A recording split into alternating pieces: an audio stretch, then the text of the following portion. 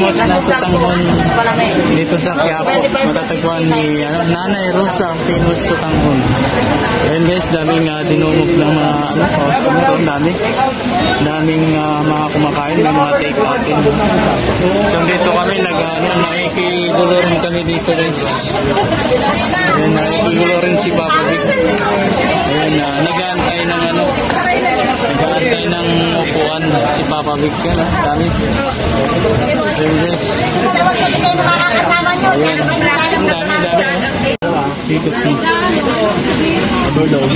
So yun guys, ito yung tinatawag nilang overload. Yun may halo siyang itlog, tapos may konting karne guys.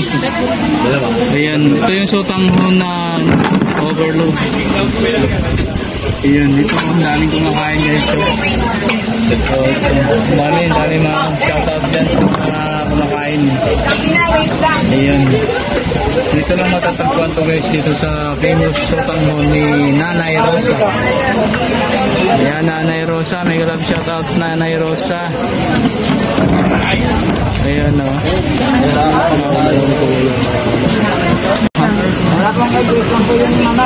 Loading pa yung overload ng itlog eh. And guys, ito yung in-order namin na overload overload na sutanghon. And guys, may itlog siya. Tapos may natin guys.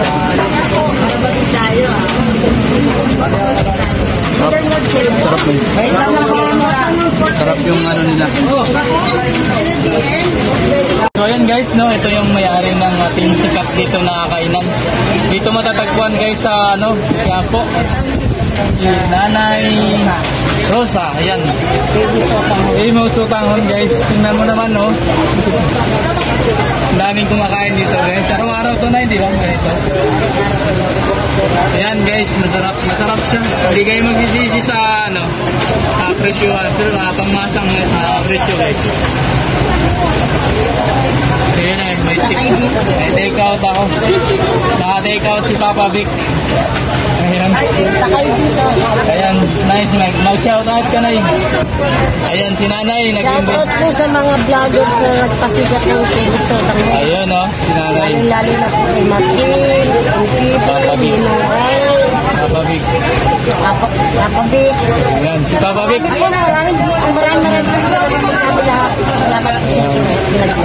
ayan guys, dito na lang ang ating kainan. Ayan, gusto nyo tumikim, punta na kayo dito, marami. Araw-araw nandito si Nanay Rosa, famous sutanghon dito lang sa Quiapo. Bye bye.